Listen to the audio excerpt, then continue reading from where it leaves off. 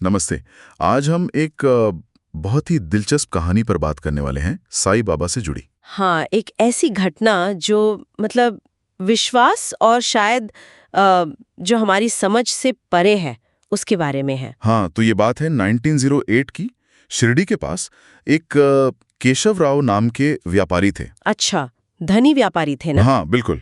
और उनके 1 साल के बच्चे की कहानी है ये। अचानक तबीयत बिगड़ गई बच्चे की। और फिर मतलब क्या हुआ? कुछ ही घंटों में, मतलब बहुत जल्दी बच्चे की सांसें रुक गईं। अरे, और डॉक्टर ने भी कह दिया कि बच्चा नहीं रहा। ओह, तो यहीं से कहानी असल में एक अलग मोड़ लेती है। बिल्कुल।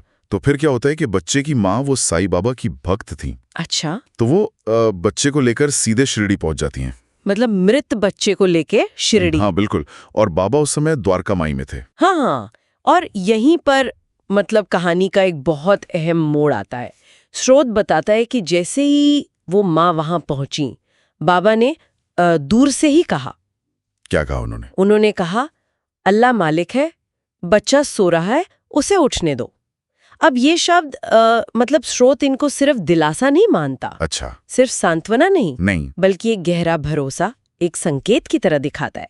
सोचिए, उस गहरी निराशा के बीच ये शब्द कितने चौंकाने वाले और उम्मीद जगाने वाले रहे होंगे। ये बात तो है। मतलब श्रोत इन शब्दों पर काफी जोर दे रहा है। हाँ, तो क्या श्रोत ये भी बताता है कि माँ ने इन शब्दों को कैसे लिया, या बाकी लोगों की क्या प्रतिक्रिया थी?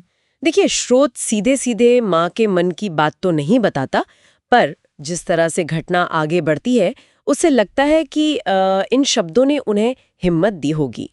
हाँ, भरोसा बनाए रखने की शक्ति दी होगी। बिल्कुल, स्रोत का नजरिया यही है कि ये शब्द उस असाधारण घटना की प्रस्तावना थे।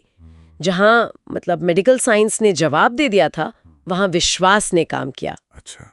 और फिर बाबा ने वो भस्म मतलब पवित्र राख ली। हाँ, और बच्चे के सिर पे फूंक मारी। श्रोत इस काम को कैसे दिखाता है, मतलब ये जो भस्म लगाने वाला? स्रोत ना इसको एक बहुत ही सरल क्रिया की तरह दिखाता है। मतलब भस्म लगाना, फूंक मारना, ये तो आम सी बातें लगती हैं। हाँ, बिल्कुल। लेकिन इसका जो नतीजा हुआ वो असाधारण था। तो स्रोत शायद यही बताता है कि असली शक्ति दिखावे में नहीं, सादगी और आस्था में है, जैसा इस कहानी में हुआ। और फिर वो अविश्वसनीय पल आता है। हाँ, वो बच्चा जिसे मृत मान लिया गया था, वो रोने लगा। जीवित हो उठा। सच में? स्रोत ये कहता है। हाँ, स्रोत कहता है कि वहां जितने लोग थे, सब के सब मतलब एकदम स्तब्ध रह गए, हैरान। हक्के बक्के रह गए होंगे, बिल्कुल यकीन करना मुश्किल हुआ होगा। हाँ, वही। मतलब ये सब के लिए एक अविस्मरणीय और शायद जीवन बदलने वाला अनुभव था, जैसा स्रोत बताता है। बिल्कुल।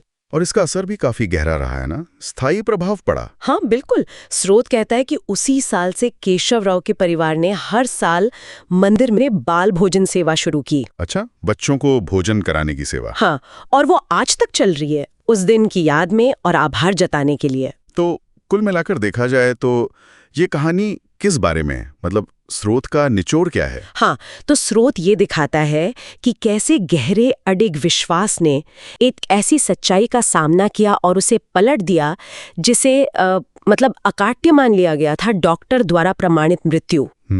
ये माँ की गहरी आस्था और साईं बाबा की शक्ति का एक बड़ा शक्तिशाली उदाहरण है, स्रोत के अनुसार। सही कहा। और ये हमें सोचने पर भी मजबूर करता है कि ऐसी कहानियां जो हमारे रोजमर्रा के तर्क को, हमारी समझ को चुनौती देती हैं, हाँ, या हमारे व्यक्तिगत विश्वास पर, दुनिया को देखने के हमारे तरीके पर कैसे असर डालती होंगी।